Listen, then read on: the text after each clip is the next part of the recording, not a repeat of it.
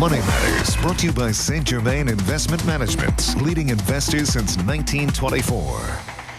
Today in our Money Matters segment, we are talking about how you can reach out to your credit card company and negotiate your debt before it's too late. So here to answer all your questions from Pepe and Hazard, attorney Tim Corey. Welcome, Tim. Thanks for coming on the show. Good morning.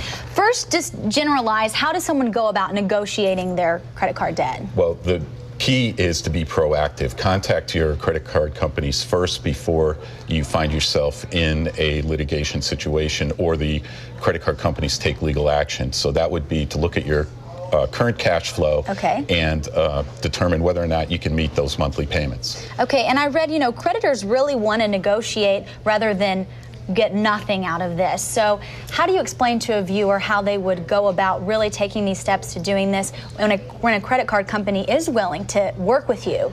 I would call the credit card companies early. Unlike wine, credit card debt doesn't get better with time, so call them early on and make your pitch to be, if they settle on an amount, to make that payment within 1 or 2 weeks. And what does a credit card company really gain from this? Well, if the alternative is bankruptcy, there is time delay of payment and pennies on the dollar, whereas if a credit card company could resolve the debt early, they could maximize their return as well as you could minimize some of your debt.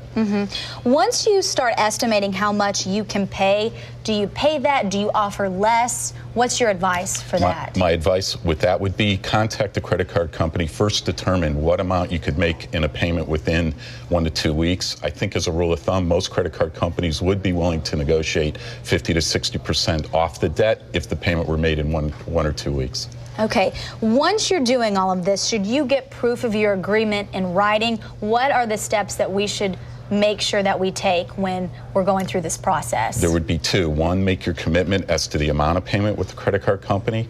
Make sure you have a date certain to make that payment by, and honor that commitment. How does someone really gain knowledge about if they're trusting the right people, if they're taking the right steps? What do they do to gain knowledge through this entire process? Well, the first thing is to make sure that the person you contact at the credit card company has authorization. Make them put their offer in writing, or you should confirm the offer in writing. Okay.